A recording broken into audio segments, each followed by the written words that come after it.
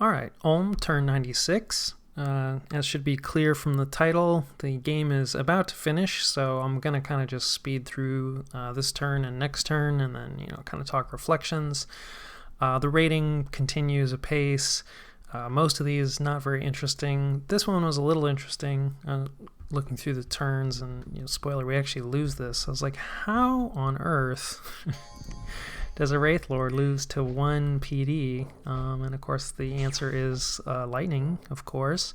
Yeah, this is our feeble-minded fellow who we're just trying to get rid of. And this Wraith Lord is pretty messed up. He has a lot of afflictions, although he's death 3, so he's unkitted. I was thinking like, maybe it's the banishment. He doesn't actually drain life from the phantasms, but he cuts through those pretty quickly. However, this guy, he cast the Bless, and then Charge Body. It's actually going to be, Charge Body. So, it's just elves, man. With just 1 PD, it's a real hassle. And then, of course, there's another Armageddon. Relay is just going nuts with their wishing for Armageddon, because sure, why not, I suppose. So yeah, the rest of it is all kind of raids that we've seen many times before. Again, nobody really has a ton of money at this point. Vanheim they moved a fairly large force, I think, onto this throne, or maybe this throne. So yeah, there'll be an interesting battle, I think, next turn with them. We were still planning on trying to, kit out our Wraith Lords more. We are building up kind of some other summons. We're still, totally out of money. Money is not a thing I think we're ever going to have again in this game, or would have ever had, even if this game had carried on longer. So yeah, honestly, the rating war is not going terribly for us. Helheim is pretty busy with a lot of different things. So, we still have a few groups, like our steel mains are active down here, and we've done a decent job of keeping our territory, other than the throne, obvious major exception, but mostly intact, probably because Helheim has bigger fish to fry, but we've had some success in our counter rating and rating as well. So yeah, it was sort of an abridged turn 96. Ulm, turn 97. So we actually had a successful mind hunt this turn, which is nice. We had an unsuccessful one last turn. Mind hunt, it's tough. We don't have full penetration, for reasons that we discussed. But we do have a good amount of penetration, and didn't get great success on these mind hunts. So it's kind of interesting. More dire portents, which are not really going to matter. I think this is Gale Gate, so gem generator from Uruk. A few throne claims. Let's see. This was kind of interesting just in terms of, the late game is so confusing. You look at this report and it's how 12 kills, there was a single soulless warrior, what on earth is going on? This was a Van Jarl that had come back and no doubt summoned a bunch of phantasmal warriors, which is what this Avite commander killed, and then managed to kill the former, Van Jarl. So sometimes you see these reports in the late game especially, and it's what is even going on here? So that was kind of interesting, but the main thing is there was a major battle between Helheim and Vanheim, and this is a pretty big battle here. A ton of these Van Herses and Van Jarls from Vanheim, along with a good core of their sacreds, the kitted out Ice Devil, a few sacreds from Baratos that he stole. So yeah, we've seen this force before, and we've seen forces like this from Helheim. He actually has some of his sacreds here, so there actually is kind of an army here, which is a little rare from Helheim. A Queen of Elemental Air, a ton of caster support, a few of these long dead horsemen. Should be a pretty interesting battle. Looks like he doesn't have the item that gives the auto storm, so I think there's probably actually a storm going to be cast here. Yeah, somebody cast storm. Darkness, of course. Looks like a lot of just lightning casting. Yeah, so looks like Army of Lead or Gold, along with possibly Will of the Fates, right, from Vanheim. So he's got luck and really good protection on all of his units. And Helheim does not have a protection buff up right now. And I think these are, just a ton of lightning casts, right, from all these Van Herses who have summoned storm power. So now they can cast just the lightning bolt, not Not Thunderstrike, but Lightning Bolt's still really good. Wow, a ton of, holy moly, a ton of fire elementals coming out from Helheim. Not actually sure, maybe some dwarves? Not sure where he's getting those fire elementals from. This looks like some phantasmal armies. Gifts of Heaven, Doom. Let's see, there's relief up from Helheim, it looks like. Yeah, so maybe expecting a fatigue play. Demon Cleansing. Yeah, Vanheim definitely can do a good amount of blood, but there isn't really too many, blood summons here, although that will hurt for our Ice Devil here. Although, yeah, it looks like he's doing fine. Not sure who he's fighting. Looks like Vanheim also got off Fog Warriors, right? So all of his units have Mist Form. Did Helheim get up? Still no protection buff from Helheim, so that kind of hurts, when he's going up against Army of Gold or Army of Lead. Also not seeing Will of the Fates from Helheim, so that's a major disadvantage for all of his living troops, right? They don't have luck. It looks like Helheim did get up Mass Regeneration, I think. Well, trolls always regenerate. Let's see, Air Queens don't though. Yeah, so quite a bit of regeneration. Looks like she has a ring too, probably. Yeah. And I don't think Vanheim has, let's see, yeah, they don't have mass regeneration up. So that is definitely an advantage for Helheim, but on the balance, I think Vanheim has more army buffs. But yeah, I think this was Phantasmal Army, so, or maybe just he has enough aircasters. They do like to make Phantasmal Warriors. Yeah, it looks like the front line, like Vanheim's Sacreds, are not doing great against this. They do have fire resistance, yeah, like full elemental resistance buff. This is a lot of fire elementals, although, yeah, I mean, this is cold 3, so that really does hurt them. Like, yeah, look, the attack skill is just absolutely miserable, and they're actually, yeah, they have Spirit Sight, so they don't care about the darkness. So that's just purely, because of the cold. Like, they really kind of struggle in those conditions. That said, like the defense on, these Vanheers, yeah, they don't actually have any dark vision, so like their skills suck as well. So they're pretty much totally relying on their protection, which is very high, and they do have a lot of fire resistance. So, but still, it does look like, yeah, there is some lightning damage coming down. That could be friendly fire, could also be coming from Helheim. I mean, these guys have only shock resistance 10, it looks like. Yeah, so they were able to survive, it looks like, at least a lightning strike or a thunderbolt, but with only 10, like, they're still going to take damage. Some falling fires, it looks like. Who the heck is this firecaster back here? Is the crocodile? No. Oh, it looks like he has some, yeah, Maguses. Okay, yeah, and he's been boosted. This guy's been boosted in fire, and is leading a communion. Kind of a rando communion.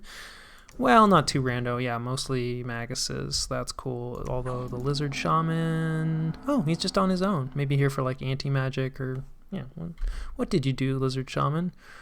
Maybe out of gems? Or, yeah, maybe he went to sleep really quickly? That's not a lot that he got up to. The Lizard Shamans, they're cold-blooded, so they don't like the cold 3. That really does hurt them. But yeah, this is looking, I mean, it's looking bloody, honestly, on both sides.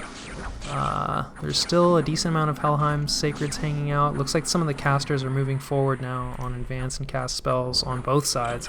Fire Elementals are hanging out, like they're, kind of hard to kill. Yeah, a lot of lightning coming down. I think Vanheim brought more casters just in terms of raw numbers, although, I mean, some of the casters that Helheim brought are like pretty powerful, right? Like the Troll King, the Ivy Lord, Queen of Elemental, air, whatever she is. Yeah, some more Skelly spam coming out, more imps. This has got to be, yeah, there's a lifelong protection back here. Yeah, because they would have fused their blood slaves by now. And while the casualties are looking fairly high on both sides, yeah, I don't know. It's still hard to say. Not really sure. Elf on elf action. I mean, the darkness is helping out. Because, yeah, the Helheim Sacreds do have Spirit Sight, so that's a big deal. Although now with some skeleton spam coming in, we've talked about that. Skeletons, they don't care about the darkness. No Wailing Winds or anything like that from both sides, but it looks like we are just getting, some morale failures from some of Helheim's commanders. It's not a full, well, actually maybe this is a full rout now. So yeah, looks like Vanheim comes away with this, and yeah, kind of an interesting battle. It's hard to say. Take a look. Definitely, I think the difference in protection buffs, the fact that Helheim didn't get one off, that's a big deal. So yeah, on a rare case where Helheim actually loses out, and they lose 5 Van Jarls, like 17 Hell Herdings, like this kind of hurts. It's not without cost for Vanheim, like losing 17 of his sacreds hurts, and he loses 2 Lizard Shamans. He loses the Ice Devil, didn't catch what killed him. Dwarven Smith, not without cost, but yeah, definitely a good victory. Although, like, again, yeah, not that, Helheim brought a lot of mages, absolutely. Like, yeah, 7 of these Maguses, 7 Van Jarls, like a bunch of other, like, more elite casters. Like, this is a really heavy investment, but like, there's like 22 Van Urses alone. And it's not like, he had like he had other mages as well, and then 22 Van Urses who got a lot of the kills. Like lightning bolt, right? It doesn't do great AoE damage, but it's just, shock damage is so powerful. There weren't actually a ton of units in play here on either side, right? So in those situations where you're going up against smaller, more elite formations, lightning bolt is totally viable the whole game. So yeah, I think this is an interesting battle and worth covering. But yeah, that's kind of it for the game. You can see how we ended out here. More or less the same, like a little bit of, we'd been pushed back pretty much in our rating. Like we were kind of down to mostly original borders, which with obvious important exceptions. But yeah, at this point, I think people were kind of, pretty tired of the game. Helheim was in, I think, a pretty commanding position. Maybe, could Vanheim have resisted them and turned things around, like with the help of, it does actually look like attacked here. It's hard to say because our scouting is, not as good anymore. Like could Helheim have been turned around? Maybe, but they are pretty massive, and like I think people were just sort of exhausted. Like, it's turn 97. Certainly Dominions games can go later than that, but it's a long Dominions game, absolutely. Like sometimes people win on like turn 40 or something with a throne rush, and I think winning by like turn 60 or 70 is pretty normal in like smaller games. So it's usually not, unless things get kind of grindy, I think that games usually go like past turn 80, turn 90. Not 100% sure, still don't have a ton of experience. And like this could have gone on a fair bit longer, and so yeah, I think people just voted for Helheim to be the winner. I was game to keep playing. Not that like we didn't have a ton to be doing, but I was still enjoying it. But yeah, people wanted to move on, and I totally understand that. So yeah, so Helheim won this game, which I think is definitely deserved. And I also think this was a pretty successful game for me. This was my second multiplayer game. The first time playing solo, my first ever multiplayer game was a Disciples game. And I think anytime that you make it to the end of a Dominions game, like that's definitely an achievement. You take a look at the nation overview, Pretenders of the World, like a lot of people got eliminated, right? This is also a massive game. So making it to the end of a all nations game was pretty entertaining. Yeah, early age Ulm, they're not great. I think, and especially in like a larger setting like this, where the game is pretty much guaranteed to go into the late game. The late game is where they struggle the most, and is where their advantages are the weakest. They're pretty much eliminated, really. They have good troops, but their troops have the low magic resistance, and we saw all kinds of like magic resistance plays, and the Wailing Winds is a big problem as well. The morale on our mages was not great, and then of course like all the Armageddons, we were definitely losing mages to that. We didn't really get hit with like Murdering Winter or Flames from the Sky. Those are both big ones that really hurt human nations. But yeah, I think if you want to win with early age Ulm, for starters, it's a challenge. I think totally doable. I think probably even in all nation game, you just have to have a really, really strong start and get lucky, and Yeah, you need the right opponents to be defeated early. There's always an element of luck, I think, in a Dominions game. Like, there's just too much going on, So it's just, sometimes you get lucky and sometimes you don't. But you're gonna have much better success with early age Ulm in a smaller setting. I think in a larger setting like this, you really need to focus on summons.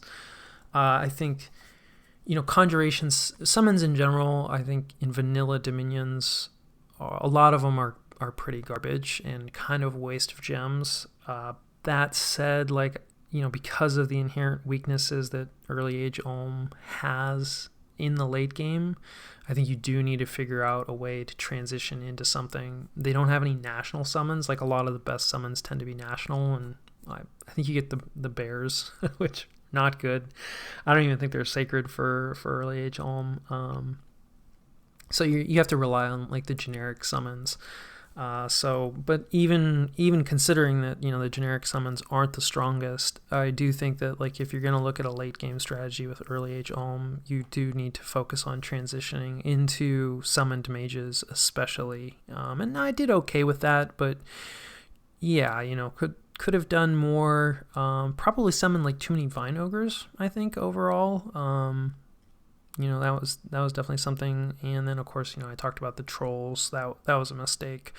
Using the trolls as frontline troops, obviously, like we saw Helheim do that with decent success. So I think that's something that early age Ulm could do. You want to lose those trolls to reduce those upkeep costs. Trying to use them as bodyguards for Soul Vortex, like I was trying to do, not recommended. In terms of the build and like how the flow of the game went, like I don't think there was anything like wrong with my build. I don't think it was particularly inspired. Like, expanders, I think a lot of people kind of look down on expanders as like more of a crutch for a newer player, or some nations really struggle with expansion. Early age Ulm is not a nation that struggles with expansion. They definitely don't need an awake expander.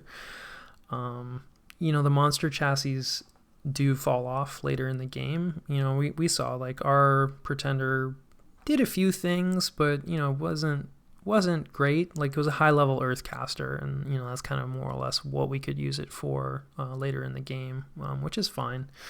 I think there is definitely a lot to be said for having a really strong start, though. So it's like, even if your nation doesn't need an expander, like an expander does kind of not guarantee, as I demonstrated, doesn't guarantee like increased expansion, because you can lose it, right, in bumps, like I did. And that bump happened outside of Dominion, right? And that's always risky because you don't get the advantage of your bless. Your pretender has less hit points. It was a risky move that I took, and it didn't pay off. So, taking an awake expander is no guarantee to having better than normal expansion. But it helps a lot. And that's one of the most important parts of the game. Like, if you're small, coming out the gate, like, that's really tough. So I think that maybe sometimes people are a little too far tilted against an awake expander, especially in a smaller game. Like, it's all well and good if your pretender is set up to summon Tartarians, later in the game, but it's like, if you never make it there, it doesn't really matter. Like, you would have been better served by a monster. So yeah, I think sometimes people look down on that a little too much. I think there's a lot to be said for a really strong early game, even if your nation doesn't, explicitly need it. That said, like, early age Ulm has enough holes that there's a strong argument. They would love to have a Titan, to give them kind of a threat vector that they can't really get in a lot of other ways. I think, Rainbow is fairly reasonable. Early age Ulm has good magic access in the sense that they have a lot of paths, but they don't have very high magic access in anything. Like, they're only guaranteed 2-path mage is their slow to recruit capital only mage. Like, they're only guaranteed 2-path mage, and they have a 10% random that could push their capital only mages into 3-path on either Earth or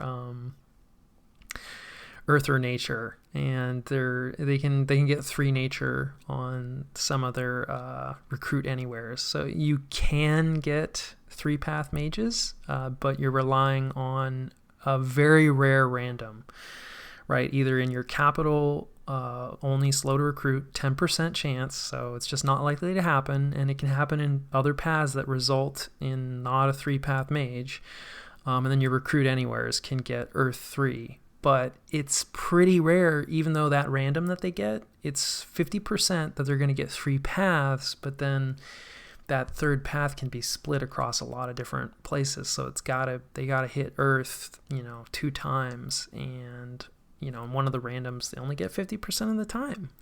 So you're mostly looking at 2-path mages, which is not great in terms of a lot of like ritual. I mean, even a lot of battle magic.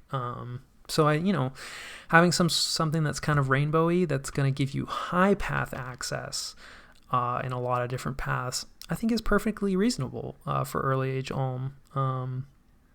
At the same time, like, they're strongest in the early game. So I think there's also an argument to be made for an Awake Expander with early age Ulm, right? Where it's like, yeah, okay, like, especially in a smaller game. I think in a bigger game like this, if you're really looking to win it, even though it's going to be a challenge, you kind of should look at the other options and not go with an Awake Expander, probably. But in a smaller game, it's like win by turn 40, win by turn 50, right? So how are you going to do that? Take an Awake Expander, have an absolutely explosive early game, use it to win your early war, really well. Use it better than I did. And just snowball really quickly, right? So that you never hit that end game where your nation kind of falls off a cliff a bit. So yeah, I mean, that is kind of a cool thing about early age Ulm. I think that there's a lot of different ways that you can play them. At least, even having now finished this game, I don't 100% know the best way to play them. Probably will do more playthroughs with them. I just kind of love it. I think it's a little thematic, with the whole Conan the Barbarian thing and theme and everything. I think it's a little thematic that they suck, right? Right? One of their cap sites, the Wheel of Pain.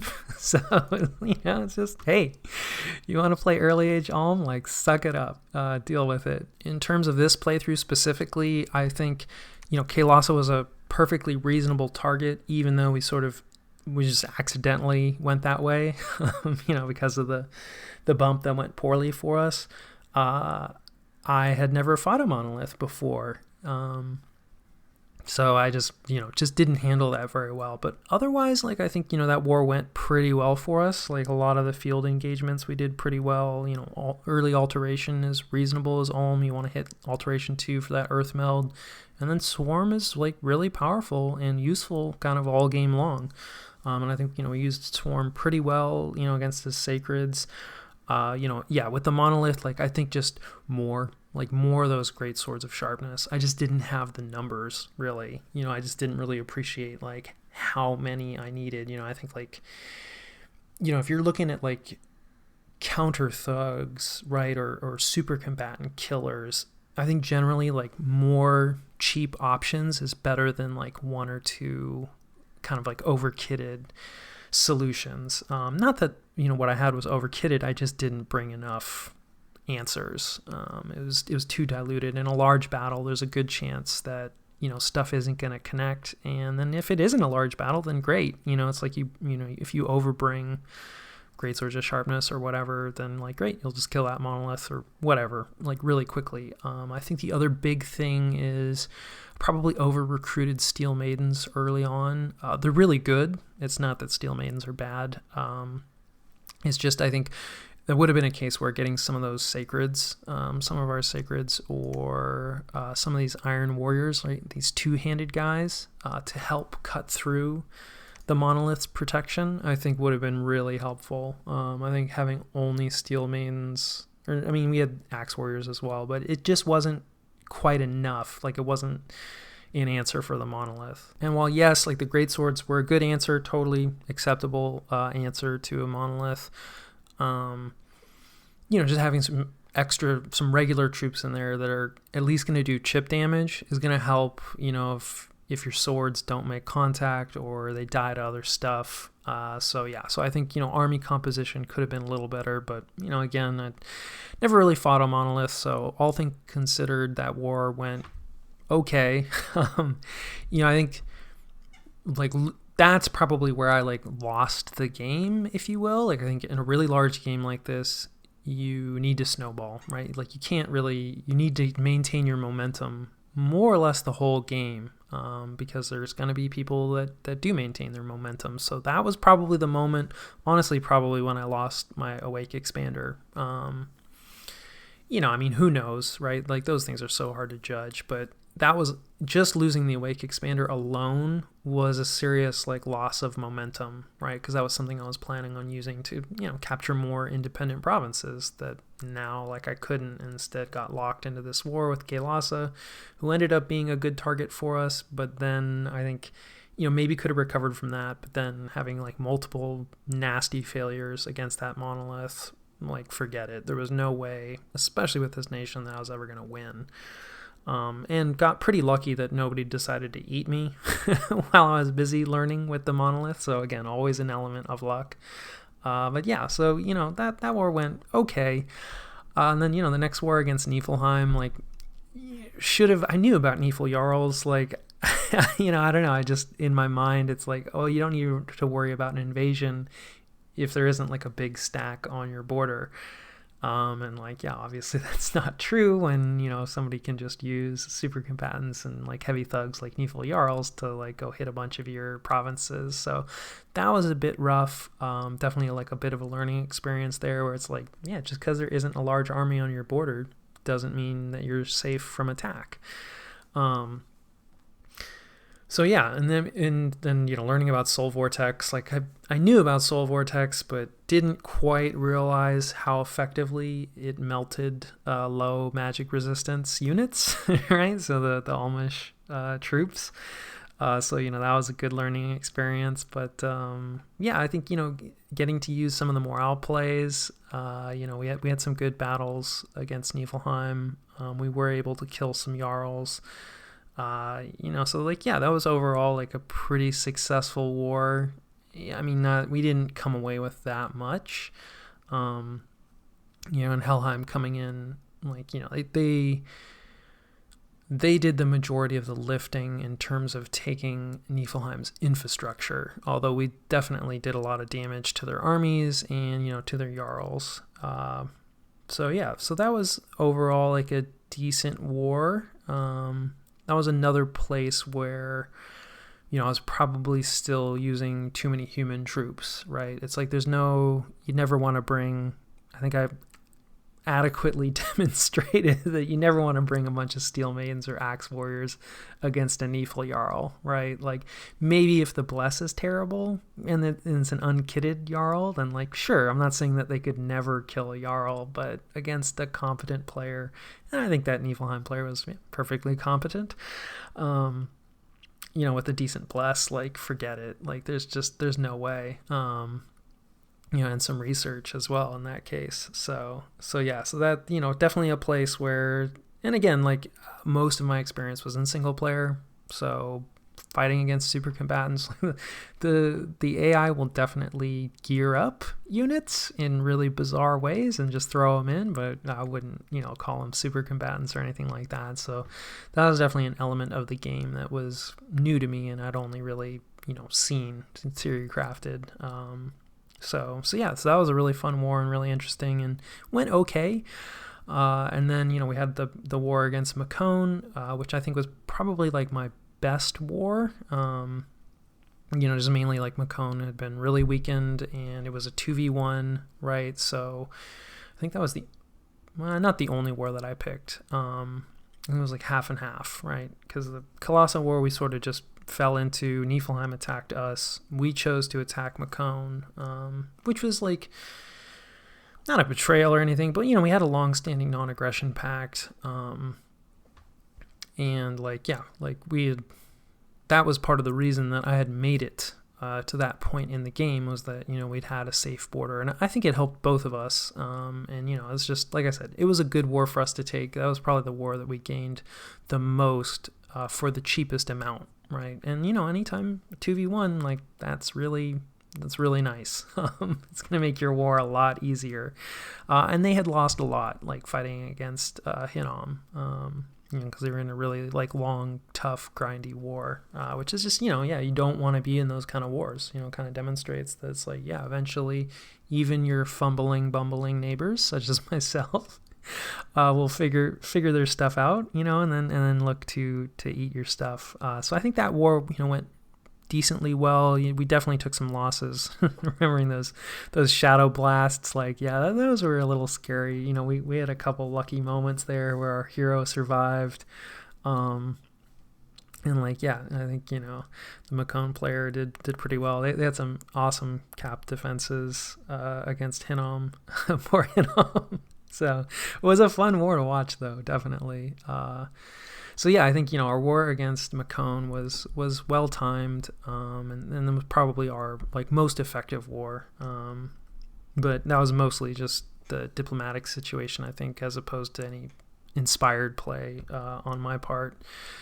And then we got attacked by I think that was a bit unfortunate. Like I think Ur's attack absolutely made sense and was maybe partially motivated simply by the fact that they had troops in the area. Like I talked about that. It would take a long time for him to have redeployed against Helheim. And I think like we were a good target for him. So I think that was definitely a smart war for him to take in like the narrow sense. I do think that like, if had really been interested in winning the game overall, it's honestly still hard to say, right? Because it's like if he can have a relatively easy war against me and pick up a lot of territory quickly, maybe that will put him in a better position in terms of winning the entire game versus like going after the game leader. So it's honestly hard to say, right? But I mean, because we were angling at that point to jump in against Helheim, and I think the war was still very active, right, with Marverni and Yomi and Pangea, right? They were all still fighting against Helheim, and maybe if I jumped in at that point, I mean, certainly like later got my butt kicked. So maybe I would have just got my butt kicked earlier. Hard to say, but Helheim was in a less commanding position at that point. So had we been able to jump in at that point, maybe would have changed things. But came in, and that was a pretty fun war. That was the first time I think that we lost infrastructure. We'll take a quick look at the graphs. Sadly, like we don't, because the game didn't like officially finish. I think normally when someone actually gets the victory, and it's not just like a player vote, all the graphs get revealed at the end. So we only have our own graphs here. So, but we'll talk about them a little bit. You can see this is probably the war against Colossa. So definitely had some losses here, but nothing too bad. You can see like this is provinces. So like we never lost like a ton of land to Colossa. I mean, some of that's just because this is the start of the game, so everybody's pretty small. This, no doubt, is our war against Niflheim, right? So like huge dip there, but we managed to come back from it. And then like this somewhere in here is our war against, probably around here, our war against Macone. Which does end up working out for us. And then this is probably against and like, back and forth a bit, but overall we do end up down against like they definitely got the better of us in that war. Hard to say, if it went long term, maybe we would have been able to battle back and push them back a little bit, but they had the upper hand absolutely at the time that ended.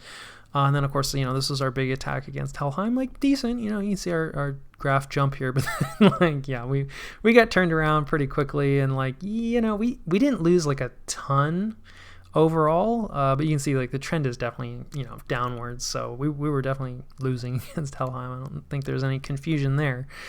We didn't lose a lot of infrastructure, really, all game long, which was pretty cool. So, like, even when we were losing territory, we usually weren't losing forts. I think we only lost 3 forts, right? So we lost 1 fort to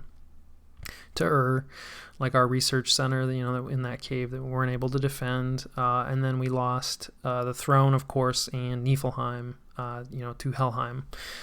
So I mean, we lost some infrastructure, some very important infrastructure. Obviously, like losing a throne is a big deal, and losing a capital is a big deal. But yeah, overall, like we did a pretty good job defending our forts. So that went pretty well. Income is going to more or less mirror provinces, roughly speaking. You can see like this is other than the Armageddon business. So I think this is like kind of a double whammy because we also got raided back a bunch by Helheim. And then, we just never really recovered from all the Armageddons. I think it was really like the first Armageddon is far and away the most devastating.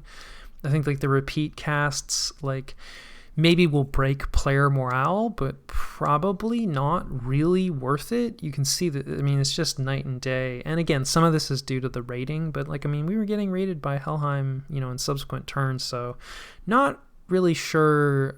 I think if you are looking to cast Armageddon, for whatever reason, the one cast is probably all you need, and that subsequent casts are kind of just a waste of gems. I don't know. Certainly, at least if you're looking just for the damaging the income. As income graph, you can see our gem graph. The Armageddon doesn't affect your gem income, right? So all this gem income loss is from the rating, and you can see we're definitely losing to Helheim at the end there.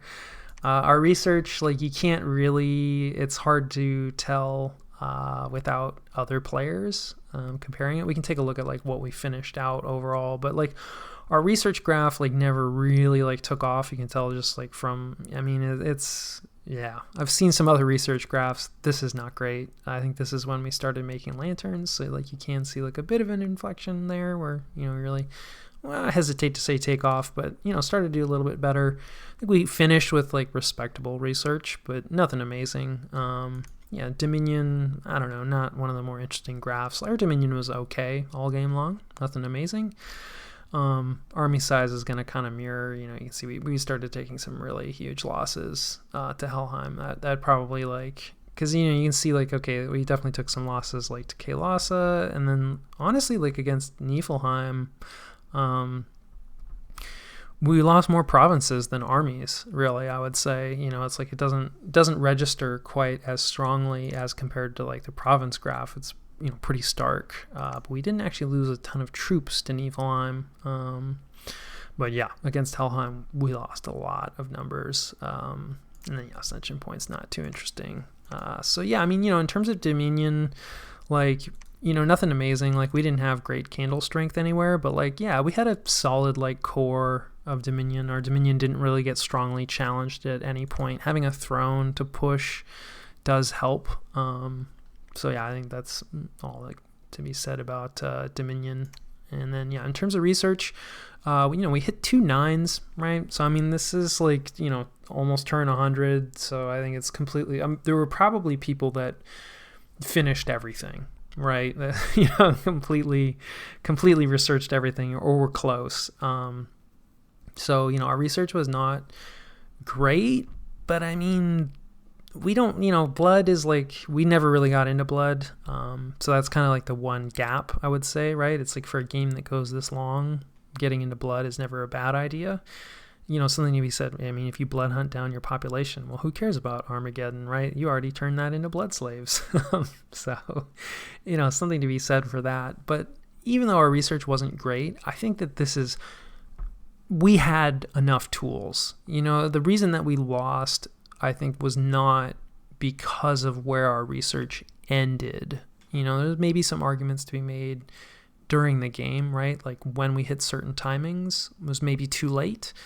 But I think our overall research, it's we didn't hit 9 on everything, but I don't think that really, a lot of these is construction 8 and 9 doesn't buy you that much. A lot of these things I don't think would have bought us that much more power. Was our research great? Nope. But it was at least acceptable. I think we had enough tools to compete in the late game. That was kind of our research. And then going back, fun war against definitely. It kind of demonstrated just when just the chaotic nature of Dominion's games. They run so long, having people sub in, which is normal, right? Very normal, but it's sort of like things can change with drop of a hat, right? Because just you're dealing with a different player. So it's like there was no chance of me piecing out of that war with the one player, and then the players changed and they were immediately open, to signing a non-aggression pact and ending the war. So yeah, it just kind of demonstrates like how much the situation can change based on who's playing, you know what I mean? I went and actually looked it up. The game didn't quite run this long, but at least since the host created the channel for the game, from start to finish, it was like about 11 months. So almost a year of real time, which is long for a Dominion's game, definitely. The turn timer on this was a little slower, I think 48 hours, which I appreciated, but that's sort of your own personal preference. I think 3 to 4 months is kind of more common for Dominion's games, but this is a larger game and with a slower timer, so it took a long time to finish, which is a downside, I would say. Yeah, I guess it depends on what you like, but yeah, it was a long running game for sure. And then for our other wars, was set to attack Vanheim. Part of that was I didn't check closely enough. Luckily, I double checked before I actually launched the attack, but I had a non-aggression pact with them and was setting myself up to try to elf them. It doesn't really work out. Or I mean, you can always backstab, but I didn't want to do that. I don't really like breaking non-aggression pacts. Not saying I would never do it, but yeah, prefer not to. And then once I ended the non-aggression pact, they kind of hit me up and were basically how can we make this work? They were pretty reasonable. Adjusting my focus to Helheim, I don't know, right? Could have gone either way. In the short term, I think Vanheim would have been a better war simply because they were occupied with Baratos. They were not as strong as Helheim, and we were kind of already set up to hit them. So we lost time. Some of that time we would have had to wait anyway, right? Because I ended the non-aggression pact, so I had to wait 3 turns. And so I was able to use some of those 3 turns just shifting my forces over to set up against Helheim, who I didn't have a non-aggression pact against, so could actually kind of elf and, take advantage of some of early age Ulm's strengths.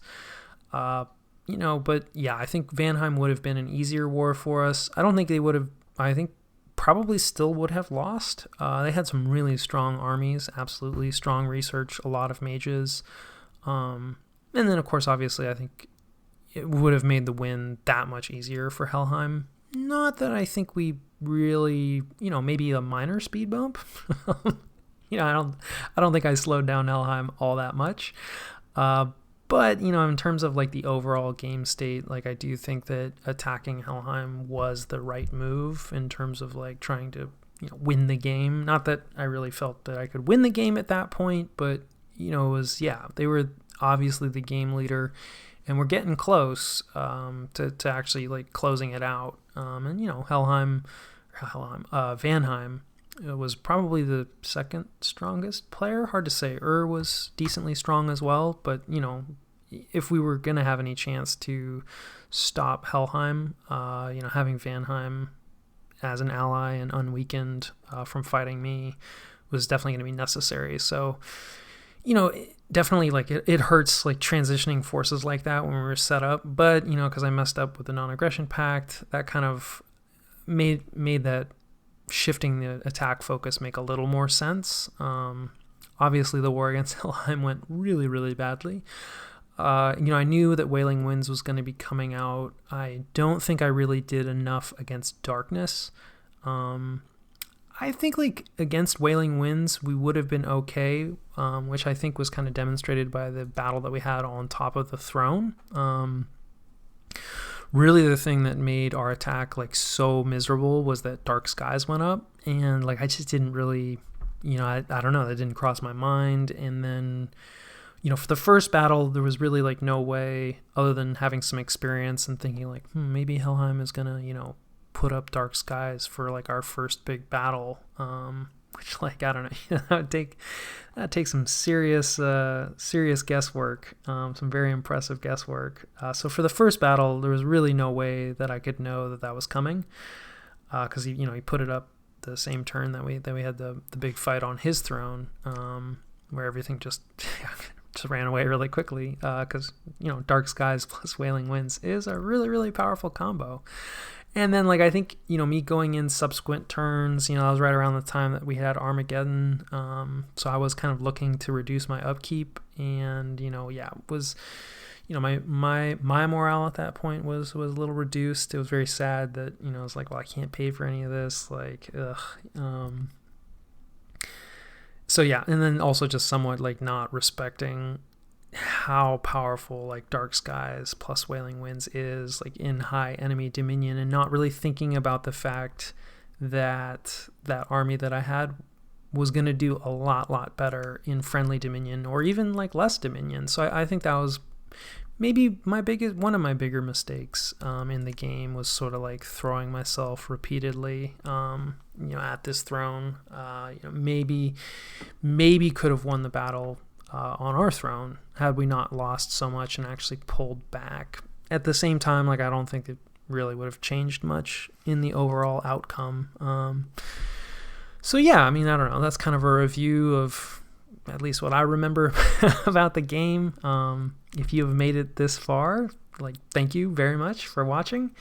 This is my first time casting a game and kind of trying to do commentary on something, so I've learned a ton about that as well, and have hopefully improved, and planning on doing some more Dominions games, and hopefully those will be interesting, and hopefully this was entertaining as well. So thanks a bunch, take care.